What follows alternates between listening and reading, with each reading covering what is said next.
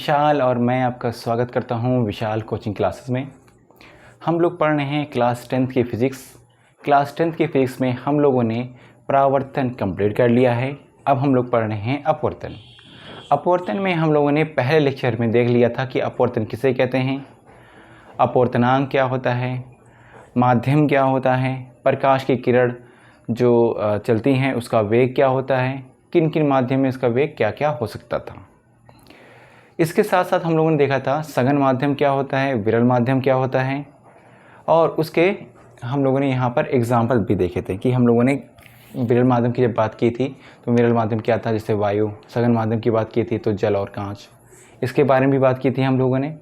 फिर हमने बात करनी है आज प्रिज्म के बारे में बात करनी है, साथ ही साथ प्रकाश के अपवर्तन के नियम के बारे में बात करनी है। इसमें एक इम्पॉर्टेंट टॉपिक है जिसको हम लोग बोलते हैं स्नेल का नियम।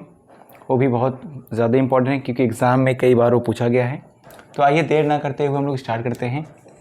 अगर आप लोगों ने पिछले लेक्चर को नहीं पढ़ा हुआ है तो प्लीज़ उस लेक्चर को आप जाके विज़िट कीजिए ताकि आपको ये वाली वीडियो ठीक से समझ में आ सके। तो आज पढ़ने वाले बेटा हम लोग प्रिज्म। प्रिज्म होता क्या है? प्रिज्म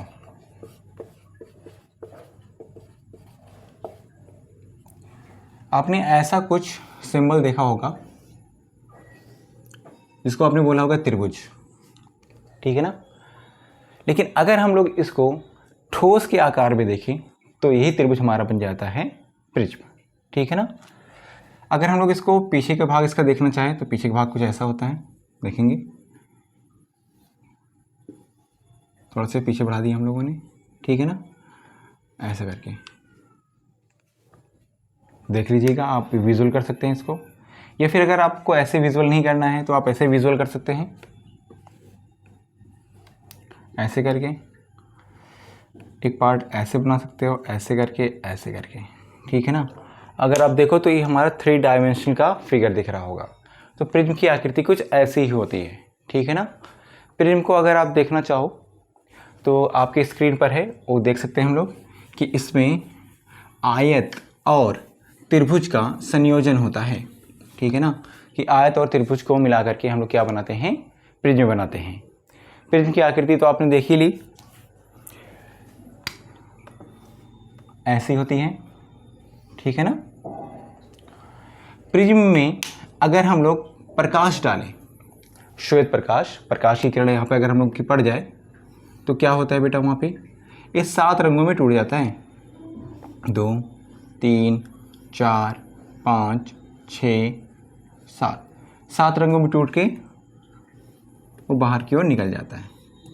उन 7 रंगों को बोलते हैं हम लोग विबग्योर। क्या बोलते हैं बेटा हम लोग इसको? विबग्योर बोलते हैं। VIBGYOR, ये हमारा क्या होता है बेटा, विबग्योर होता है। प्रकाश की किरण को हम लोग ऐसे रिप्रेजेंट कर सकते हैं, ठीक है ना। अब इसका नाम क्या होता है? V होता है वायलेट, I होता है इंडिगो, B होता है ब्लू, G होता है ग्रीन, Y होता है येलो, ग्रीन, येलो, ऑरेंज, और ये क्या होता है, रेड, ठीक है ना। हिंदी में इसका नाम देखें अगर हम लोग तो इसको क्या बोलते हैं हम लोग, लाल, नारंगी, ठीक है ना, पीला, ग्रीन मतलब हरा, ब्लू मतलब नीला, इंडिगो मतलब आसमानी, वैसे क्या कहते हैं हम लोग, बैगनी, ठीक है ना। प्रिज्म के अंदर यहाँ पर एक कोण बनता है जिसे हम लोग बोलते हैं प्रिज्म कोण। इसका नाम क्या होता है, the angle of prism. Angle of prism होता है, ठीक है ना। हिंदी में से बोलते हैं हम लोग प्रिज्म कोण। प्रिज्म कोण कहते हैं इसको हम लोग, ठीक है। अगर हम लोग इस लाइन को आगे की तरफ बढ़ाएं डॉटेड लाइन से, ऐसे dot dot dot dot dot dot dot dot dot dot ऐसे आगे बढ़ाते हैं। इस लाइन को हम लोग क्या करें, पीछे की ओर बढ़ाते हैं। ऐसे जितनी भी लाइनें हैं सब पीछे की तरफ अगर बढ़ाएंगे तो यहाँ पर क्या होगा, एक एंगल बनता हुआ दिखेगा आपको यहाँ पर, ठीक है ना, वो एंगल हमारा क्या होता है, एंगल ऑफ डिफ्लेक्शन, ठीक है ना, जिसको हम लोग बोलते हैं विचलन कोण। क्या बोलते हैं, विचलन कोण, एंगल ऑफ डिफ्लेक्शन, ठीक है। अब ये जो एंगल ऑफ डिफ्लेक्शन होता है वो किससे बनता है, जो आपतित किरण हुई थी उसको अगर आगे बढ़ा दें और जो यहाँ पर अपवर्तित किरण हुई थी उसको पीछे बढ़ा दें, ठीक है ना, उससे बनता है एंगल ऑफ डिफ्लेक्शन, विचलन कोण। यहाँ पर आपतित किरण तो समझ में आ रही है, अपवर्तित किरण हम लोग को नहीं समझ में आ रही है। अपवर्तित किरण के बारे में अभी हम लोग पढ़ने वाले हैं जब हम लोग पढ़ेंगे प्रकाश का अपवर्तन, ठीक है। अच्छा, इनके बारे में थोड़ा सा हम लोग और जान लेते हैं। जो हमारे पास विचलन कोण होता है उसके बारे में भी हम लोग देख लेंगे। वैसे इसके बारे में ज़्यादा पढ़ना नहीं है क्योंकि विचलन कोण के बारे में हम लोग क्लास 12th में पढ़ेंगे डिटेल से। आइए इसके बारे में हम लोग पढ़ लेते हैं फिलहाल। तो जो आपकी बैगनी होती है, बैगनी रंग का प्रकाश होता है, इसका जो अपवर्तनांक होता है इसके बारे में देखते हैं और लाल रंग के अपवर्तनांक के बारे में देखते हैं, ठीक है ना। इसका अपवर्तनांक और इसके अपवर्तनांक की बात करें अगर हम, इसका अपवर्तनांक ज़्यादा होता है, इसका अपवर्तनांक ज़्यादा होता है, ठीक है ना। तरंगदैर्घ्य कम होती है, तरंगदैर्घ्य कम होती है, ठीक है ना। इसकी प्रकाश की चाल भी क्या होती है, कम होती है, प्रकाश की चाल, या कह सकते हैं हम लोग बैगनी रंग के प्रकाश की चाल कम होती है, ठीक है ना। इसके बारे में बात करते हैं हम लोग। इसका अपवर्तनांक कम होता है, इसका अपवर्तनांक कम होता है, ठीक है ना। तरंगदैर्घ्य इसकी क्या थी बेटा, कम थी, तो इसकी क्या होती होगी, ज़्यादा होती है, ठीक है ना। तरंगदैर्घ्य ज़्यादा होती है, ठीक है ना। इसमें प्रकाश की चाल क्या थी, कम थी, तो इसमें प्रकाश की चाल क्या होगी, ज़्यादा होगी, ज़्यादा होती है, ठीक है ना। तो हम लोगों ने क्या देखा है यहाँ पे, अपवर्तनांक के बारे में, तरंगदैर्घ्य के बारे में और यहाँ पर प्रकाश की चाल के बारे में। एक चीज़ और भी होती है बेटा जिसे हम लोग बोलते हैं आवृत्ति। क्या बोलते हैं इसको, आवृत्ति बोलते हैं। आवृत्ति किसी भी प्रकाश के लिए चेंज नहीं होती। आवृत्ति यानी कि फ्रीक्वेंसी, फ्रीक्वेंसी नेवर चेंज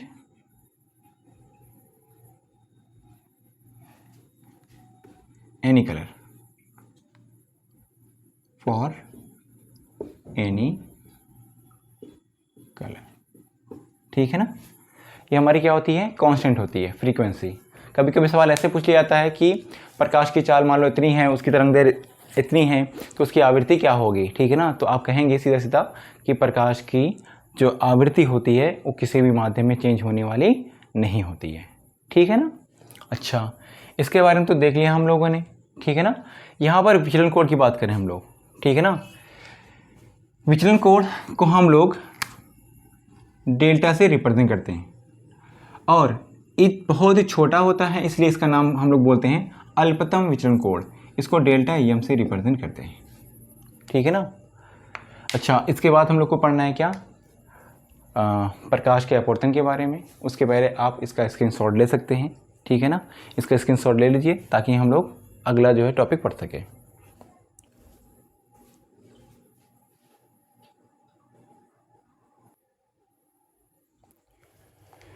तो अब हम लोग पढ़ने वाले बेटा प्रकाश के अपवर्तन का नियम। इसके लिए हम लोग एक फिगर बनाते हैं यहाँ पे, ठीक। और ये जो हमारे पास बना हुआ है इसको हम लोग बोलते हैं अपवर्तक पृष्ठ। इसका नाम है अपवर्तक पृष्ठ, ठीक है ना। तो जब प्रकाश की किरण एक के माध्यम से चल करके दूसरे माध्यम में प्रवेश करती है तो उसके बीच में दिखेंगे रिलेशन क्या होता है। यहाँ से प्रकाश की किरण आई, ठीक है ना, किरण आई, उसके बाद ए यहाँ से अपवर्तित हो गई, मान लो ऐसा, और यहाँ पे हम लोगों ने डाल दिया इसका लंब। तो अब देखेंगे हम लोग, इस किरण को बोलते हैं हम लोग आपतित किरण। आपतित किरण, जिसको हम लोग इंग्लिश में बोलते हैं रे ऑफ इंसिडेंस, ठीक है ना। और ये किरण जो है बाहर की तरफ निकल रही है, इसको हिंदी में बोलते हैं हम लोग अपवर्तित किरण।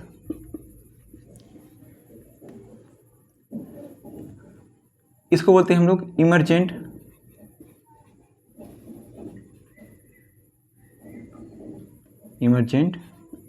रे या रे ऑफ इमर्जेंट, ठीक है ना। उसके बाद यहां पर देखेंगे अगर हम लोग, जहां से ये अपवर्तित हो रही है उसको क्या बोलते हैं हम लोग आपतन बिंदु। आपतन बिंदु, ठीक है ना। Point of incidence, point of incidence, ठीक है ना। इसको बोलते हैं, आपको इसका नाम तो पता ही होगा, इसे क्या बोलते हैं हम लोग अभिलंब बोलते हैं, ठीक है ना। नॉर्मल, इसके बारे में तो पता ही होगा आपको, इसे बोलते हैं हम लोग कोण आई, एंगल ऑफ इंसिडेंस, आपतन कोण, एंगल ऑफ इंसिडेंस, ठीक है ना। और ये वाला क्या होता है देखिएगा, ये वाला, ये हमारा होता है कोण आर, इसको हम लोग बोलते हैं अपवर्तन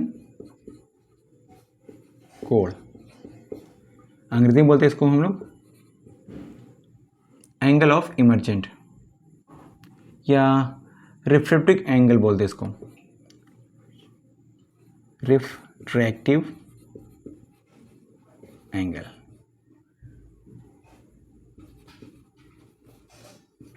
ठीक है ना। अच्छा, इसमें देखेंगे हम लोग कुछ चीज़ों के बारे में तो पहले से हम लोगों ने पढ़ रखा है कि नहीं, और कुछ चीज़ें यहाँ पर हम लोग को नहीं मिली हैं। जैसे आपतित किरण की बात अगर हम लोग करें तो आपतित किरण हम लोग को पहले भी मिली हुई थी कि जब प्रकाश की किरण किस पर अपवर्तक पृष्ठ पर आती है तो आने वाली किरण को क्या बोलते हैं हम लोग आपतित किरण, ठीक है ना। आपतित किरण जिस बिंदु पर आकर मिलती है या टकराती है उसे बोलते हैं हम लोग आपतन बिंदु। परिभाषा आप लोग लिखते जाइएगा ऐसे साथ साथ। उसके बाद यहाँ पर क्या आया, अपवर्तित किरण आया। आपतित किरण अपवर्तक पृष्ठ से टकराने के पश्चात जब दूसरे माध्यम में प्रवेश करती है तो अपने मार्ग से कुछ विचलित हो जाती है, ठीक है ना। जब विचलित हो जाती है तो उसी किरण को हम लोग क्या बोलते हैं अपवर्तित किरण, ठीक। उसके बाद फिर क्या आया बेटा यहाँ पे अपवर्तक पृष्ठ, जिस पृष्ठ से आपतित किरण और अपवर्तित किरण अपने मार्ग को परिवर्तित करते हैं उस पृष्ठ को क्या बोलते हैं हम लोग अपवर्तक पृष्ठ। फिर इसके बाद क्या है बेटा अभिलंब, अपवर्तक पृष्ठ पर डाला गया लंब ही अभिलंब कहलाता है। उसके बाद क्या आया आपतन कोण, आपतित किरण तथा अभिलंब के मध्य बना कोण आपतन कोण कहलाता है। इसके बाद फिर क्या आया अपवर्तन कोण। अब इसकी भी परिभाषा देख लीजिए आप, अपवर्तित किरण तथा अभिलंब के मध्य बना कोण अपवर्तन कोण कहलाता है। तो ये कुछ छोटी छोटी परिभाषाएं थी जिसको हम लोगों ने देखा यहाँ पे। अब इसी से संबंधित हम लोग पढ़ेंगे प्रकाश के अपवर्तन का नियम। तो इन्होंने अपने दो नियम दिए थे, ठीक है ना। पहला नियम क्या था प्रकाश के अपवर्तन का कि आपतित किरण, अपवर्तित किरण और आपतन बिंदु पर डाला गया लंब या डाला गया अभिलंब तीनों एक ही तल पर स्थित होते हैं। जैसे परावर्तन में हम लोगों ने पढ़ा हुआ था वैसे यहाँ पर भी पढ़ेंगे। परावर्तन में क्या पढ़ा था हम लोगों ने, आपतित किरण, परावर्तित किरण तथा आपतन बिंदु पर खींचा गया लंब क्या कहलाता था, परावर्तन का नियम, है कि नहीं। वैसे यहाँ पर भी पढ़ने वाले हम लोग। तो पहला नियम क्या होगा बेटा, प्रथम नियम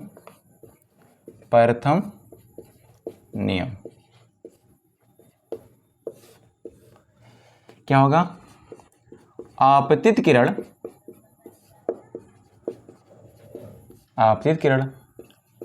अपवर्तित किरण तथा आपतन बिंदु पर डाला गया अभिलंब या डाला गया लंब, खींचा गया अभिलंब, ऐसे भी लिख सकते हैं हम लोग, खींचा गया लंब या अभिलंब, इसको लिख दो आप, अभिलंब क्या कहलाता है हमारे पास, आपतित किरण, अपवर्तित किरण तथा आपतन बिंदु पर खींचा गया लंब, ठीक है ना। तीनों एक ही तल में स्थित होते हैं। ये हो गया पहला। दूसरा नियम देखते हैं हम लोग। दूसरा नियम मोस्ट इंपॉर्टेंट है,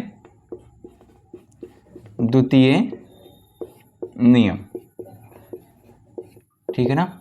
इसको हम लोग स्नेल का नियम भी कहते हैं,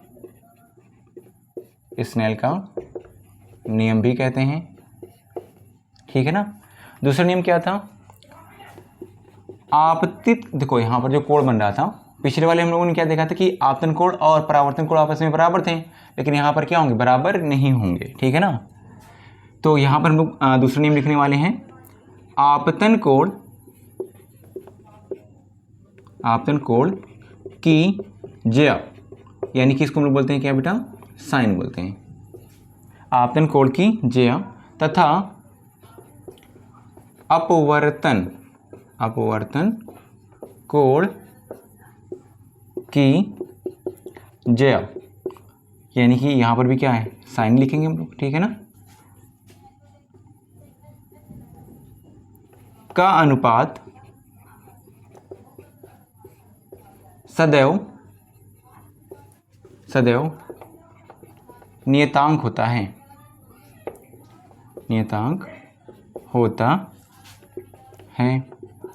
या ऐसे भी इसको कह सकते हैं हम लोग कि आपतन कोण की ज्या तथा अपवर्तन कोण की ज्या परस्पर समानुपाती होती हैं, ठीक है ना। साइन आई बटे में sine R is equal to क्या होता है, नियतांक। ये जो नियतांक होता है उसे हम लोग बोलते हैं अपवर्तनांक, ठीक है ना। इसे क्या बोलते हैं बेटा हम लोग, नियतांक को हम लोग बोलेंगे क्या, यहाँ पे लेने वाले हैं यन, और यन को ही बोलते हैं हम लोग क्या, अपवर्तनांक, ठीक है ना। तो ये दोनों हेडिंग मोस्ट इंपॉर्टेंट है एग्जाम के पॉइंट ऑफ व्यू से। तो एग्जाम के पॉइंट ऑफ व्यू से दोनों में से एक आता ही है। इस बार तो आपका स्नेल का नियम पूछ लिया गया था, और पिछली बार पूछा गया था कि प्रकाश के अपवर्तन का नियम क्या है, ठीक है ना। और ऐसे पूछता कि प्रकाश के परावर्तन का नियम क्या होता है, तो परावर्तन का नियम लिखना पड़ेगा आपको। तो इन दोनों में से एक क्वेश्चन आपको एग्जाम में मिलने वाला होता है, तो इसको नोट कर लीजिए, इसका स्क्रीनशॉट ले लीजिए।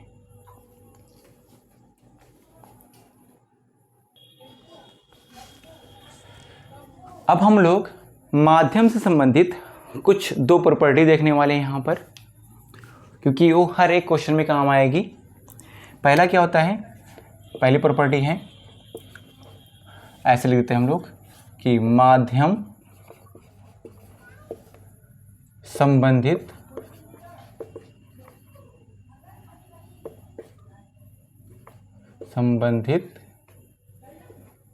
विशेषताएं,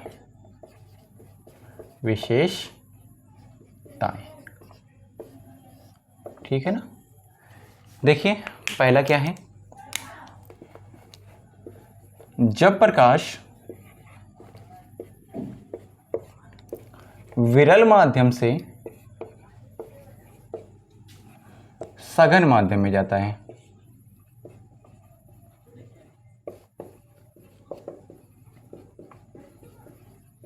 ठीक है, तब देखेंगे हम लोग इसका फिगर। देखिए थोड़ा ऊपर बनाते हैं इसको ताकि नीचे भी बन सके एक फिगर। और जब प्रकाश की किरण कहाँ से आ रही है बेटा, विरल से सघन में जा रही है। विरल यहाँ पे ले लेते हैं हम लोग, विरल माध्यम, ठीक है ना, विरल माध्यम, इसमें ले लेते हैं हम लोग क्या, एयर, ठीक है ना। यहाँ लेंगे हम लोग सघन माध्यम, ठीक है ना, इसमें ले लेते हैं हम लोग वाटर, ठीक है ना। देखेंगे कि जब प्रकाश की किरण यहाँ से आ रही है, ठीक है ना, प्रकाश की किरण यहाँ से जब आएगी तो अपवर्तन होने के पश्चात ए अभिलंब की ओर झुक जाती है। कहाँ पे बेटा? अभिलंब की ओर झुक जाती है। देखेंगे इनके बीच में एंगल जो होगा वो हमेशा आपतन कोण वाला जो मान होगा वो बड़ा होगा और अपवर्तन कोण वाला जो मान होगा वो छोटा होगा, ठीक है ना। यहाँ पर आई, यहाँ पर आर, ठीक है ना। तो इसको लिखेंगे कैसे हम लोग कि जब प्रकाश की किरण विरल माध्यम से सघन माध्यम में प्रवेश करती है तो वह किरण अभिलंब की ओर झुक जाती है। इसे क्या बोलते हैं बेटा? हम लोग अभिलंब बोलते हैं, ठीक है ना। और इसकी एक प्रॉपर्टी क्या होती है बेटा कि इसका जो आई का मान होता है वो बड़ा होता है किससे? आर के मान से, ठीक है ना। कोण आई इज ग्रेटर देन क्या हो जाएगा? कोण आर। अगर ऐसे भी दे देगा तो आप समझ लो कि प्रकाश की किरण कहाँ से आ रही है? विरल माध्यम से आ रही है सघन माध्यम में, ठीक है ना। दूसरा क्या है? जब प्रकाश की किरण जब प्रकाश की किरण सघन माध्यम से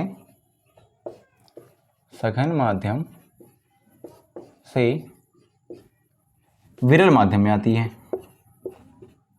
विरल माध्यम में आती है, तब क्या होगा? देखेंगे पिछली बार कहाँ से आई थी? विरल से सघन में आई थी तो अभिलंब की ओर आ गई थी ना। अब की बार क्या है? सघन से कहाँ पे आ रही है? विरल में आ रही, तो अभिलंब से दूर हट जाएगी।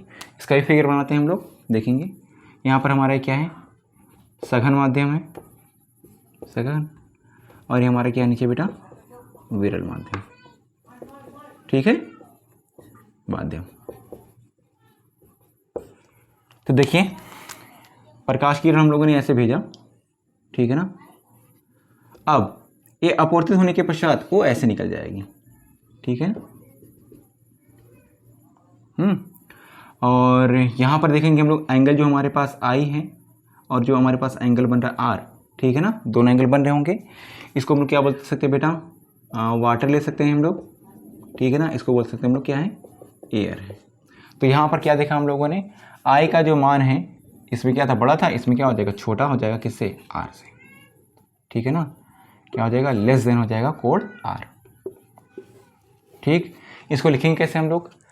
जब प्रकाश की किरण सघन माध्यम से विरल माध्यम में प्रवेश करती है तो अभिलंब से दूर हट जाती है, ठीक है ना। तो हम लोगों ने इसकी प्रॉपर्टी के बारे में भी देख लिया। और एक बार क्वेश्चन क्या आया था कि अगर आपतन कोण का मान अधिक होगा और अपवर्तन कोण का मान कम होगा तो प्रकाश की किरण कहाँ से कहाँ चलेंगी, ठीक है ना। तो यहाँ पर देखा हम लोगों ने विरल से कहाँ पे जाएंगी? सघन में। सवाल ऐसे पूछ सकता है कि जब आपतन कोण का मान कम होगा और अपवर्तन कोण का मान ज़्यादा होगा तो प्रकाश की किरण कहाँ से कहाँ चलेंगी? तो कहाँ से जाएंगी? सघन माध्यम से विरल माध्यम में जाएंगी। तो आज के लेक्चर में हम लोग इतना ही रहने देते हैं। अगले लेक्चर में मिलते हैं हम लोग इसके न्यूमेरिकल के साथ, जो कि मोस्ट इंपॉर्टेंट होते हैं। इसके क्वेश्चन जो होते हैं एग्ज़ाम में डेफिनेटली आते हैं। तो अगर आपको हमारी वीडियोस अच्छी लग रही हों तो आप हमारे साथ बने रहिए और हमारे चैनल को लाइक और सब्सक्राइब करना ना भूलिए। Thank you so much for watching this video.